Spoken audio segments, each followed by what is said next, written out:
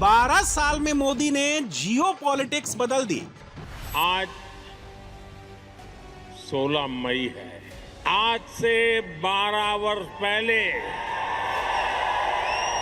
2014 में 16 मई 2014 कुछ खास हुआ था। एक वो दिन था और एक आज का दिन है। 16 मई 2014 से पहले आपने कब देखा था हिंदुस्तान का प्रधानमंत्री नीदरलैंड जाता हो और ऐसा भव्य स्वागत होता हो?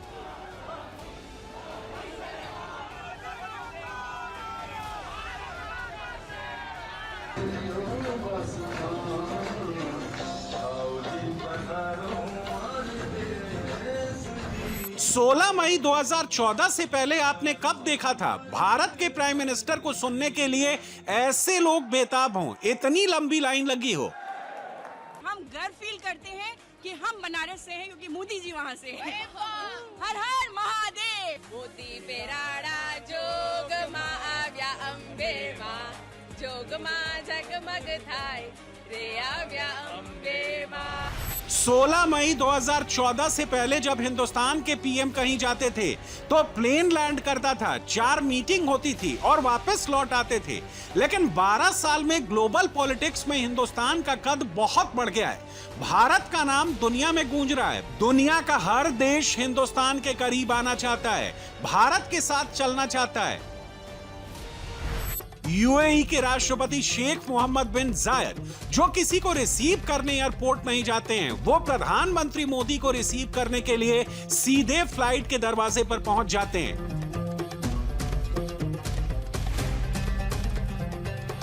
ये बदलाव सिर्फ मोदी की वजह से है। 12 साल में जो बदला है उसको देखकर पाकिस्तान बहुत जलने लगा है। भारत के वजीर आजम नरेंद्र मोदी कुछ घंटों के दौरे पर यूनाइटेड अरब एमिरेट्स आज गए और वहां उनका बहुत गर्मजोशी के साथ इस्तकबाल किया गया। मोहम्मद बिन जायद जो यूएई के सदर हैं, वो खुद एयरपोर्ट पे गए उनका इस्तकबाल करने के लिए, जो बहुत अनयूजुअल है। और साथ ये भी आप देखें अगर कि पहली दफ़ा मैंने उन्हें पूरे शूज़ पहने देखा है, वरना वो चप्पल ही पहने होते हैं। तो इतना फॉर्मल तरीके से उन्होंने भारत के वज़ीर-ए-आज़म का इस्तकबाल किया। और इंडिया के वज़ीर-ए-आज़म नरेंद्र मोदी वो वर्ल्ड लीडर थे जो ईरान पर हमले से एक दिन पहले इसराइल में मौजूद थे और अब यूएई में मौजूद हैं और वहाँ पे मुआहदे किए हैं, जिसमें डिफेंस और सिक्योरिटी का मुआहदा भी है, जदीद टेक्नोलॉजी का, तवानाई का और सरमायाकारी के मजीद मुआहदे भी हैं। $5 अरब यूएई इंडिया में इन्वेस्ट करेगा फौरी तौर पे। 2014 से पहले भारत पाकिस्तान से बात करता था, पाकिस्तान बात के साथ आतंकवादी हमला करता था। लेकिन अब पाकिस्तान से कोई बात नहीं होती। अब अगर पाकिस्तान गोली चलाता है तो उसको मिसाइल से जवाब मिलता है। 12 साल में पाकिस्तान को एक्सपोज कर दिया है। जिन इस्लामिक मुल्कों का नाम पाकिस्तान दिन रात रटता था, वहां पर अब मोदी का नाम गूंजता है। इस बार इंडिया के प्राइम मिनिस्टर मोदी का जो वेलकम हुआ है एयरपोर्ट पर, that is astounding, unprecedented reception and welcome. Why? क्योंकि जो प्रेसिडेंट ऑफ यूएई हैं वो खुद एयरपोर्ट गए और एयरपोर्ट की सीढ़ियों पर जाकर उन्होंने नरेंद्र मोदी को रिसीव किया। 12 साल पहले 16 मई 2014 को हिंदुस्तान में सत्ता बदली थी। हिंदुस्तान में पहली बार बीजेपी की पूर्ण बहुमत की सरकार बनी थी। 16 मई 2014 को नरेंद्र मोदी के नाम पर हिंदुस्तान ने मुहर लगा दी थी। 12 साल पहले देश के एक फैसले ने आज पूरी दुनिया बदल दी। आज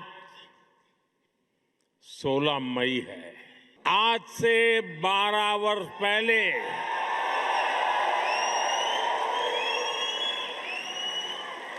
2014 में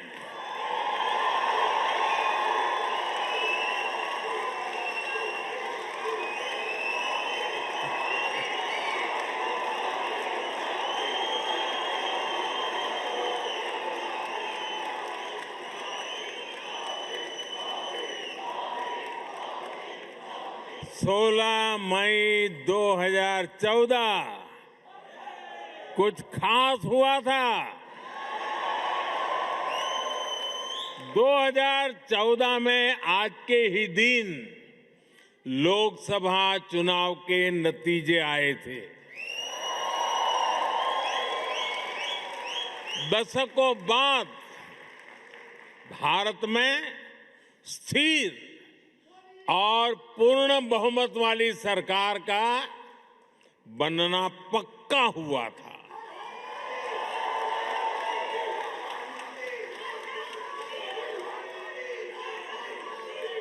एक वो दिन था और एक आज का दिन है।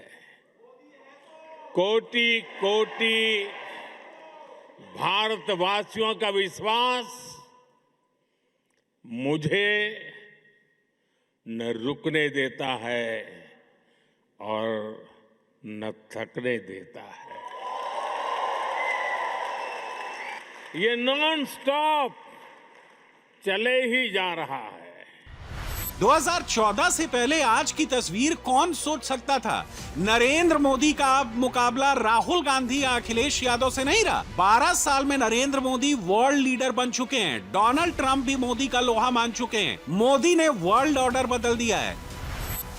नरेंद्र मोदी अब क्या करने वाले हैं? क्यों दुनिया की नजर एक बार फिर मोदी पर टिकी है? मोदी अब कौन से मिशन पर निकले हैं? क्यों यूरोप को मोदी का इतनी बेसब्री से इंतजार था? 15 से 20 मई ये 6 दिन हिंदुस्तान के लिए बहुत अहम हैं। आज की दुनिया किस तरह नई नई चुनौतियों से जूझ रही है। पहले कोरोना आया, फिर युद्ध होने शुरू हो गए और अब आज की एनर्जी क्राइसिस है। ये दशक दुनिया के लिए आपदाओं का दशक बन रहा है। हम सभी देख रहे हैं, अगर ये स्थितियां तेजी से नहीं बदली गई तो बीते अनेक दशकों की उपलब्धियों पर पानी फिर जाएगा। दुनिया की बहुत बड़ी आबादी फिर से गरीबी के दलदल में चली जाएगी।